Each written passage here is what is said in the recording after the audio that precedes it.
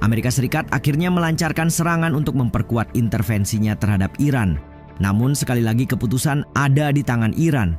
Apakah ingin bertemu di meja perundingan atau berhadapan di medan perang? Besar harapan bahwa langkah tersebut mampu menyeret Iran ke meja perundingan. Tapi yang terjadi kemudian, otoritas Teheran malah menyatakan perang tidak hanya kepada militer tapi penduduk sipil Amerika bahkan ikut terkena imbasnya. Bahkan tak lama setelah diserang Amerika, Iran langsung membombardir Israel dengan puluhan rudal. Lantas seperti apa respons cepat Iran setelah dibom Amerika? Berikut perkembangan terbaru yang dapat dilaporkan.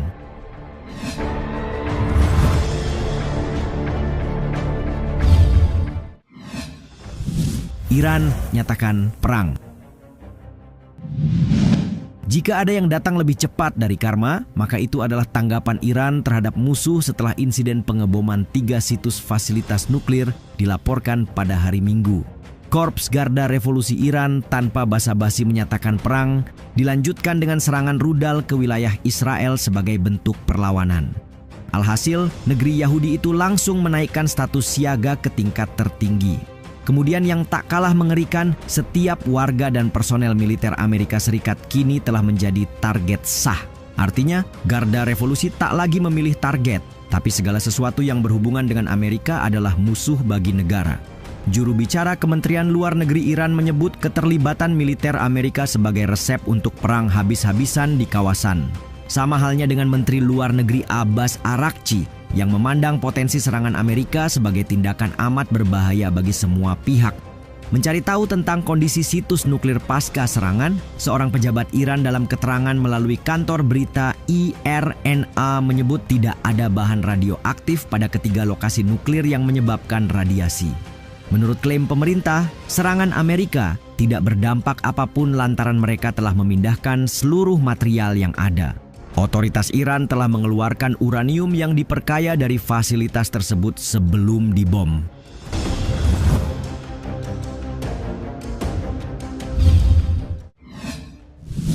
Langsung hajar Israel dengan 30 rudal. Sirene udara meraung-raung di Tel Aviv, ledakan mengguncang sekitar Yerusalem, dan sistem pertahanan udara gagal mendeteksi serangan di Haifa. Angkatan Udara Israel sekali lagi bekerja keras menghalau rudal Iran. Sebab hari di mana serangan militer bersama mencapai situs nuklir, militer Israel juga mendeteksi 2 gelombang rudal yang ditembakkan dari Iran. Saat ini, Angkatan Udara Israel sedang beroperasi untuk mencegat dan menyerang jika diperlukan untuk menghilangkan ancaman, kata pihak militer. Pernyataan serupa tentang gelombang rudal lainnya dikeluarkan 30 menit kemudian sebelum peringatan dicabut sekitar pukul 8.10 pagi waktu setempat.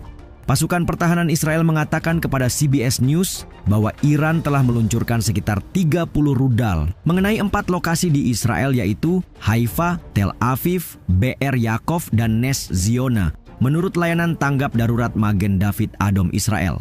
Selain itu, laporan para medis menyebut sedikitnya 21 orang terluka, 4 diantaranya serius. Hingga laporan ini dibuat, pencarian terhadap orang-orang yang diyakini terjebak di bawah reruntuhan di Tel Aviv masih diupayakan. Di Haifa, dampak rudal juga ditemukan meski IDF mengatakan dalam sebuah pernyataan bahwa selama serangan tidak ada sirene peringatan yang berbunyi di sana. Kemungkinan adanya masalah dengan pencegat sedang diselidiki, kata militer Israel.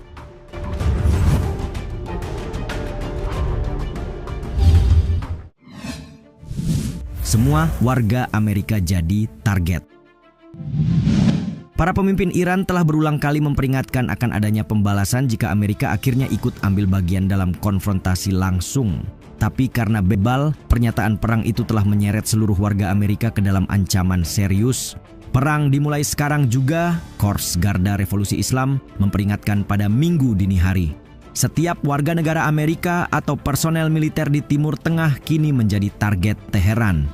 Setidaknya demikian bunyi pernyataan televisi pemerintah Iran pada hari yang sama, sebagaimana NDTV World mengutip dalam rilisnya. Dalam sebuah video yang menjadi viral di media sosial, seorang penyiar televisi memperingatkan Amerika yang disebutnya tidak punya tempat di kawasan Asia Barat setelah kejahatan atas pelanggaran wilayah udara Iran. "Tuan Presiden Amerika Serikat, Anda yang memulainya dan kami akan mengakhirinya," kata sang penyiar. Sementara gambar pangkalan Amerika di Timur Tengah ditayangkan sebagai latar belakang.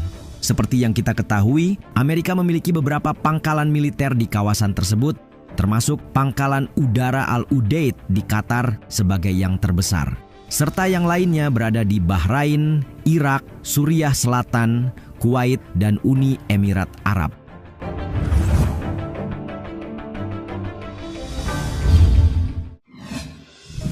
Serang pangkalan AS dan tutup Selat Hormuz.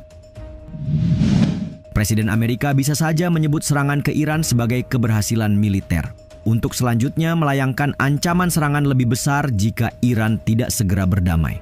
Tapi Trump sepertinya lupa bahwa Iran memiliki banyak opsi, termasuk serangan ke pangkalan militer atau menutup Selat Hormuz yang senantiasa diwanti-wanti sejak jauh hari. Berdasarkan skenario yang dirilis CNBC, Iran dengan armada kapal serang dan ribuan ranjau laut berpotensi membuat Selat Hormuz tidak dapat dilewati setidaknya untuk sementara. Muara sempit Teluk Persia itu dilalui sekitar 20% dari semua minyak yang diperdagangkan secara global. Dengan lebar hanya 33 km pada titik tersempitnya, gangguan apapun praktis menyebabkan harga minyak melonjak di seluruh dunia dan membebani kantong Amerika, serta menghadirkan tekanan internasional untuk gencatan senjata. Kemudian kemungkinan kedua adalah serangan ke pangkalan militer Amerika di kawasan yang jaraknya bahkan lebih dekat daripada Israel. Berhubung sistem pertahanan mereka sama, Iran yang terlanjur mengetahui kelemahannya berpotensi besar untuk kembali menyerangnya. Apalagi jarak yang dekat membuat waktu peringatan jauh lebih sedikit sebelum gelombang rudal atau kawanan drone bersenjata menerobos masuk dan menghancurkan apa saja. Iran juga dapat memilih untuk menyerang fasilitas minyak dan gas utama di negara-negara tersebut guna menuntut harga yang lebih tinggi atas keterlibatan Amerika dalam perang.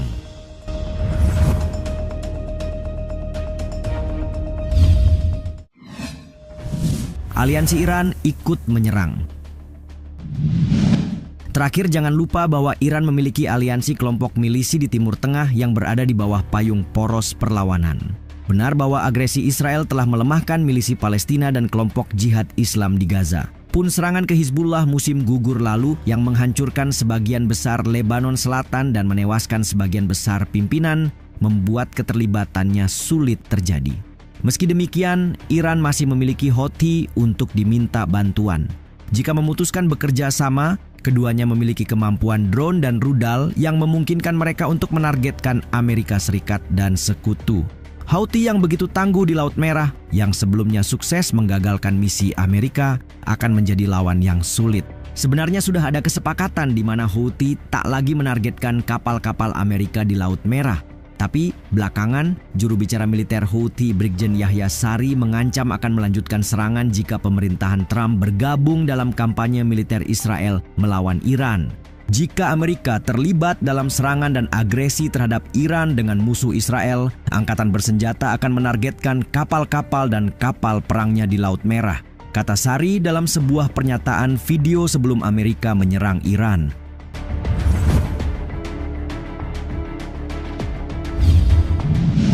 Setelah serangan ke fasilitas nuklir, Trump memperingatkan agar Iran tak membalas. Sebab menurutnya ada dampak lebih berbahaya dibanding beberapa hari terakhir yang menanti di depan. Tapi sejauh ini, bukankah Iran tak pernah benar-benar mempertimbangkan semua ucapan Trump?